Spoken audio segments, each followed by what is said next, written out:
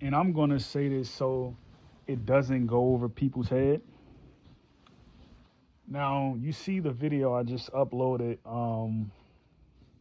of the guy who played soccer. He's probably like 32. I think he's in New York. I think he was born in New York, right? He made a video saying, "Trump, I need help." Like the people who are in healthcare, I'm just, fitting the idea of what could possibly be going on because these are the only collaborators who would be seeing him, right? They're targeting him, right? In his sort of way of putting it, right? They're targeting him, right? And he asks, on the video, right, he was recording because he escaped from a mental health facility. How he did that, I don't know, because once they close them doors and that paramedic truck go away, like you're those are cement doors. You just can't open them. You know what I mean? Um, so basically, they did the routine. I guess this happens in New York, right? It happens like everywhere, except in probably places in the South. Um, but a lady, she stitched the video, right? She basically said, the only way you get hospitalized or something like that or put through courts is if a family member tips um, law enforcement off, right? Like they tip them off, or someone suspects like this person is just not in their right mind, right? I don't even think it'd be that half the time, right? Because like I'm gonna bring this up again, right?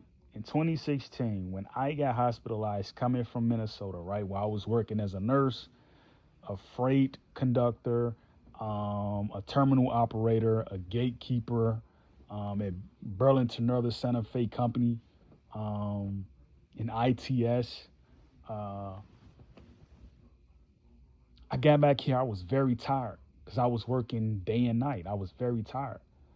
Um, so when your family notice, like, okay, this person, or a loved one, a son, or a brother, or a cousin or someone, they see like, okay, this person, like he's disengaged with us. You know what I'm saying? What's going on? Then that's when they step in. Now, in my case, I don't know what happened in his case, right? But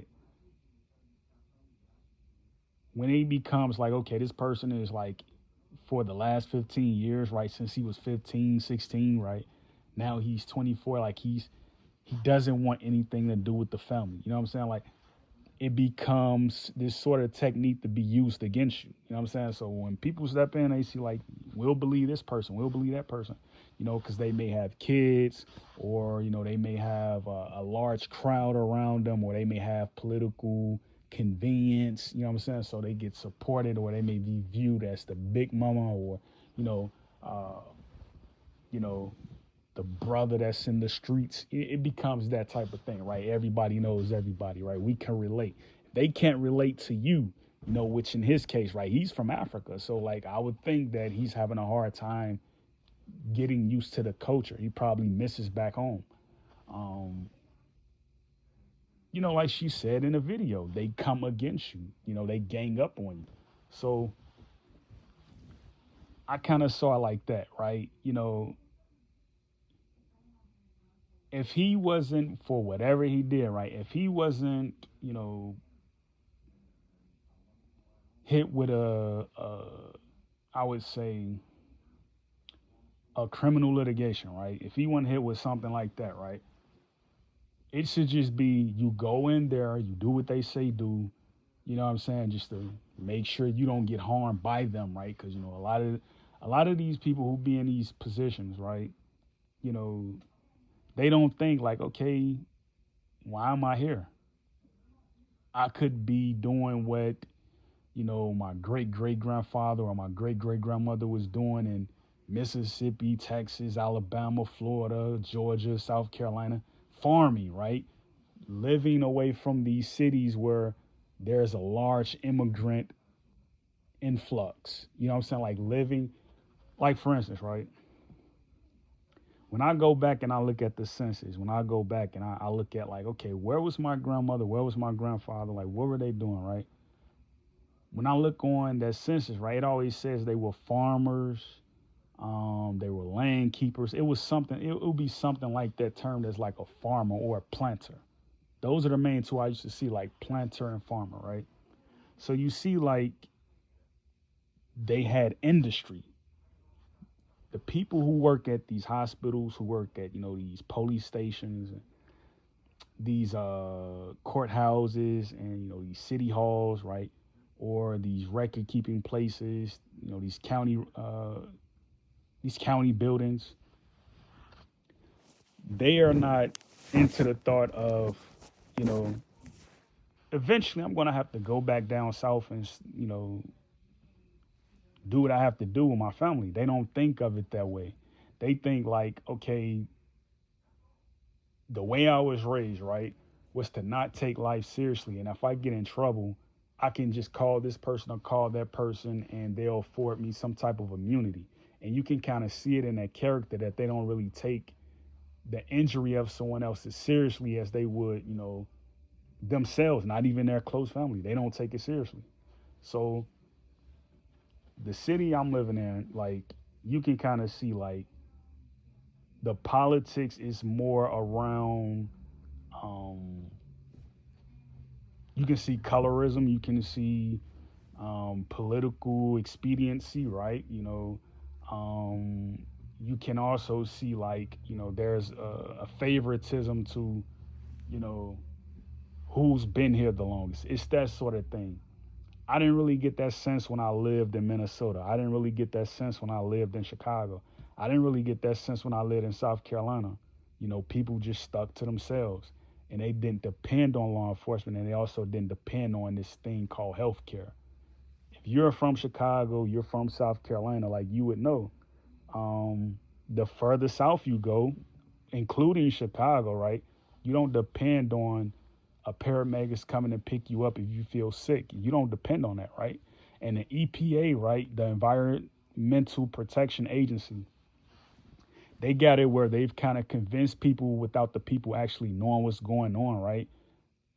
If I live in this area and I get sick, I just sleep it off. In some areas of the country, people know about EPA regulation and all this stuff because they've sat on it so long that they had to get used to what was going on. Like, why is it lead in my water? I've never heard anybody in Chicago or South Carolina say anything about lead in the water. I've never heard about that.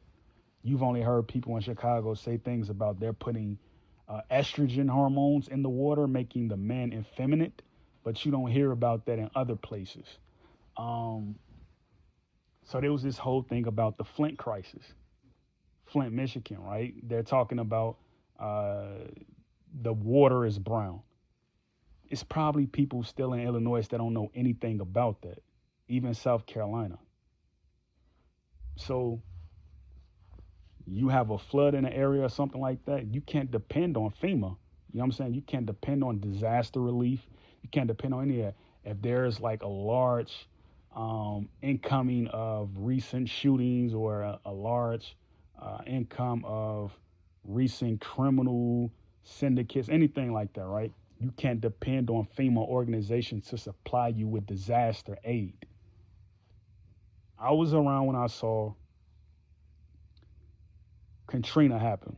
I was in a community called Beverly Hills in Chicago doing carpentry work. So I saw it on TV when they was, you know, trying to evacuate. They didn't have any aid by the federal government. Like, I'm sitting here in front of the house and I'm looking at the television, right?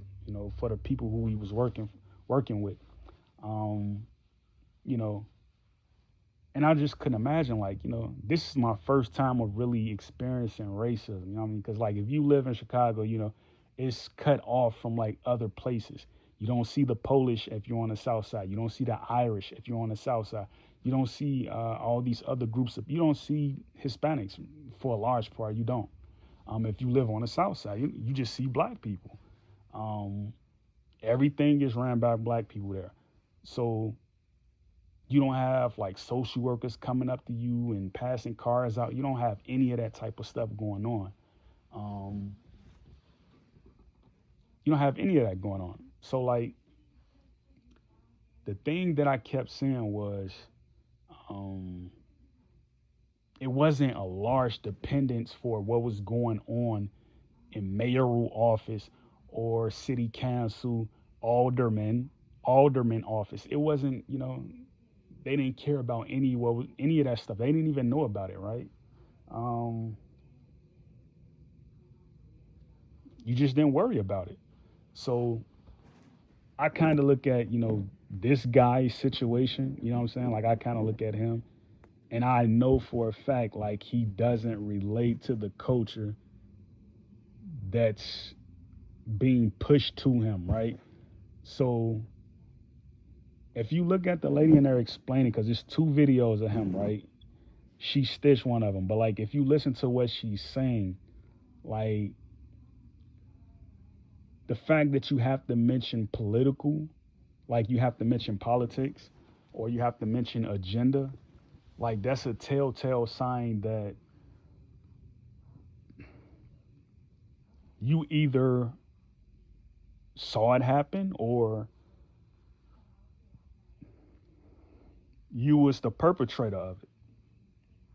You know what I mean? Um, it's very easy to make a claim because it's a word for the definition. You know what I mean? Like it's a word for the definition. Like look up fair trial. The fact that you have fair trial in the Constitution means there was no fairness at one point in time because everything has the opposite, right? So to sit there and say, well, he may have been tipping off someone saying, oh, this guy is not well. Like, if you look at Kennedy, like, the Secretary of Health, right? If you look at Kennedy, right, Robert F. Kennedy Jr., he saw his father get assassinated and he saw his uncle get assassinated. They have him on some type of medication where he cannot function in public.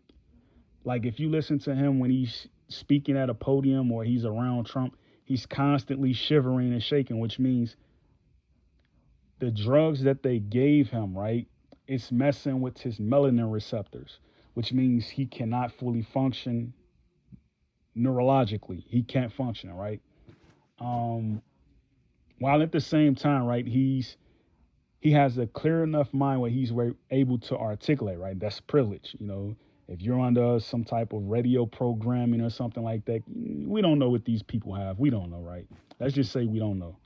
Um, as opposed to someone you may see who has like a seventh grade education or a sixth grade education, who can barely get his words out.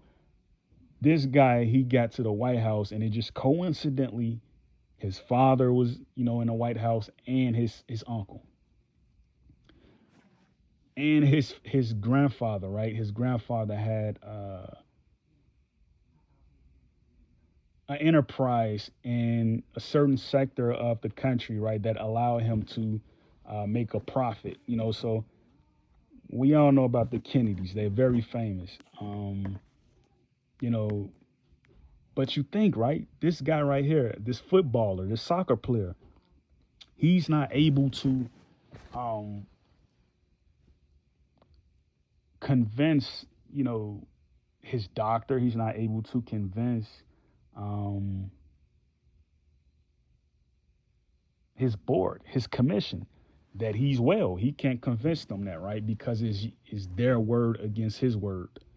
And you can kind of see that it was an opportunity for her to say something about, him escaping from a mental health facility. It was just her idea that she can say something about that, right? Because she's licensed. Now they call it section over there. I think in the UK or somewhere like they call it section. Um, the words are so synonymous. Like I really can't think like what you would call it here, um, because the words are so synonymous. Like you can say detainment, you can say detain, you can say it's a number of words you can say, right? House, migratory. It's a number of words, but you can kind of see where it's convoluted. Like, no one should be subjected to loss of rights, loss of nationality, loss of name, loss of color. You know what I mean? Like, you shouldn't be subjected to that. You shouldn't be subjected to um, loss of asylum, right? You have a right to be housed. You have a right to use certain amenities. You know what I'm saying? Like, you shouldn't be attacked for using water or using electricity. Like you shouldn't be attacked for it. You know what I mean? So it's kind of set up this way, and I kind of see it too myself, right? Like it gives people the opportunity to say something that they wouldn't otherwise say. Um, where they can say like, "Well, America is poor. Like, look at how they're treating their citizens," and then kind of look back and say, "Well, I have a visa, I have a passport, it's stamped, so I can go here, I can go there." While at the same time not pointing out their own country flaws. You know what I mean? Like if you go to the South, right, the stuff that's going on in the North, you can't necessarily go down South and do that. Like I don't think anybody even know about if you go to a town in Mississippi or Alabama, I don't think you can, the stuff that happens in places like, uh, Flint, um, Inkster, Detroit, like some of the stuff that happened there, like that stuff doesn't happen down there. You know what I mean? Like no one's going to say I'm going to study social work and I'm going to go over here and bother these people who live off in the bunking somewhere. Like like no one's going to say I'm going to go and bother some people who I don't know, right? And they're down there cultivating and farming and homesteading. That stuff only happens in the North. You know what I mean? That stuff only happens in the North. And this is where you get this big fight about, the South versus the North. You know what I'm saying? Like, where people saying, like, oh, we're liberals, we're conservatives, we're patriots, um, you know, um, we're Republicans, we're Democrats, we're independents. Like, this stuff only happens in the North. Like, people in the South, like, I could vouch for it, right? I can vouch for it because, like, when I lived in Texas, the Hispanics that were there, I didn't have any problems with them. You know what I mean? It was always people who were, uh, of the other persuasion, right? They were the only ones who would walk up to you and start asking you questions. Where you from? Hispanics, they stayed to themselves. Even in Minnesota, I didn't have problems with Somalis. I didn't have problems with Habesha. I didn't have problems with Liberians. It was always the other persuasion where they come up to you. You would think like, okay, these people must have been following me this entire time, like they knew me. But they're the first ones to ingratiate themselves and like not even being aware like your political status or anything. They just walk up to you and start asking you questions. But I maintained the entire time, and I'm sure he did. Like you can't shut down programs and then say, okay, this person not acknowledging like, okay, this person may want to play football, this person may want to play basketball. Like you interrupted their culture. Then you say like, okay, we got to hold them to that. You know what I mean? Like to me, like I kind of see the psychology that's being played. You know, where you take away a person's passion or you take it like again, if you look at black Americans in the 1800s, they had more liberties. And this is why they cover up that history. They never mentioned, black Americans were on the money. They never mentioned that black Americans, they own half of the country and the land. They never mentioned that African Americans had more enterprises. They never mentioned that stuff. Like they had mom and pop shops. They never mentioned that stuff. So we're in 2025 and it's like, let's talk about this person being locked up. Let's talk about this person uh, being sent to a detainment center and uh, expelled to Central America, or like you got Hispanics that's being expelled by Trump administration to places like Uganda. Like, how does that happen? So it's like it's always this invention to say these people are bad when the people who are sort of falling for that sort of narrative, they don't even know their past history, or they don't even know the history of those people. They don't know. So it's sad though. Like, I hope the brother is okay. I hope that they didn't try to put him in a worse situation than he was already in. Um, because you got to remember, man, these people, they're going to profile you. You know what I mean? This is why, like,